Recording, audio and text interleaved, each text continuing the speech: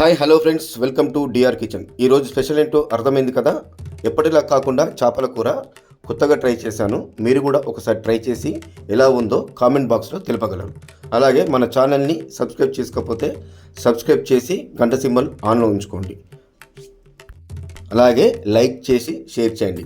Late చేయకుండా వీడియోలోకి వెళ్దాం. ముందుగా చేపల్ని నీట్గా శుభ్రం చేసుకొని మీడియం సైజు ముక్కలుగా కట్ చేసుకొని మనం చేపల కూర ఏ గిన్నెలు అయితే వండుతామో అందులోకి వేసుకోండి. ఇప్పుడు మీడియం సైజు ఉల్లిగడ్డని చిన్నగా కట్ చేసుకొని అలాగే ఒక 5 పచ్చిమిర్చి కూడా ఇందులోకి వేసుకుందాం. 1 స్పూన్ ఉప్పు, 2 స్పూన్ల అల్లం, 1 స్పూన్ కారం, చేపల కూరకు సరిపోను ఆయిల్ కూడా వేసుకొని ఇందులో కొత్తిమీర వేసుకొని మొత్తం చేప ముక్కలకి అంటుకునేలాగా ఒకసారి కలుపుకుందాం.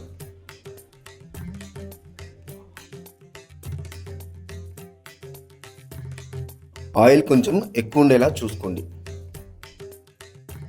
కారం, ఉప్పు, అల్లం చేప ముక్కలకి మంచిగా పట్టుకునేలా కలుపుకొని ఒక 30 నిమిషాల పాటు పక్కకు పెడదాం. ఇప్పుడు ఒక మిక్సీ జార్ తీసుకొని ఒక 1/2 స్పూన్ జీలకర్ర, 1/2 స్పూన్ మెంతులు, అలాగే ఒక 10 మిరియాలు, చిన్న దాల్చిన చెక్క వేసుకొని మిక్సీ పట్టుకుందాం.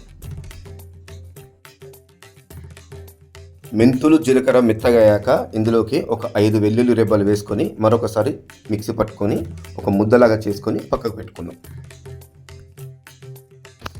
ఇప్పుడు 30 నిమిషాల తర్వాత కలిపి పెట్టుకున్న దాంట్లోకి 1 కప్పు చింతపండు గుజ్జుని తీసుకుందాం. అదే కప్పుతో వాటర్ కూడా తీసుకొని మొత్తం ఒకసారి కలుపుకుందాం.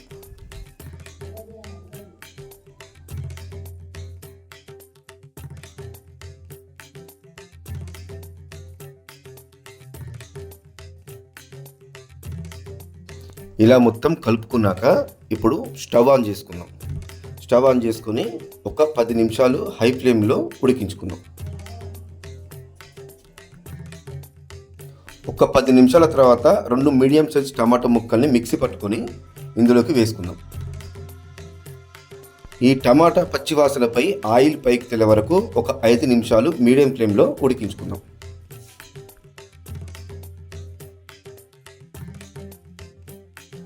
5 నిమిషాల తర్వాత ఇందులోకి 1 స్పూన్ ధనియాల పౌడర్ వేసుకుందాం.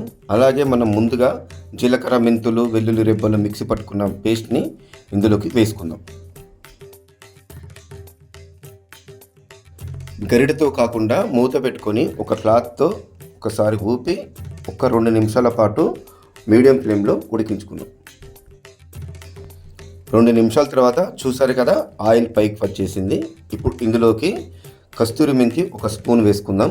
అలాగే కట్ చేసి పెట్టుకున్న కొత్తిమీరను కూడా ఇందులోకి వేసుకొని మరొక 2 నుంచి 3 నిమిషాల వరకు లో ఫ్లేమ్లో ఉంచుకొని స్టవ్ ఆఫ్ చేసుకుందాం.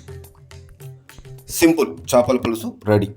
మీరు కూడా ఒకసారి ఇలా ట్రై చేసి ఈ రెసిపీ ఎలా ఉందో కామెంట్ బాక్స్లో తెలుపగలరు. అలాగే మన ఛానల్ నచ్చినట్లయితే సబ్స్క్రైబ్ చేసి లైక్ చేసి షేర్ చేయగలరు. బాయ్ ఫ్రెండ్స్, నెక్స్ట్ వీడియోలో మళ్ళీ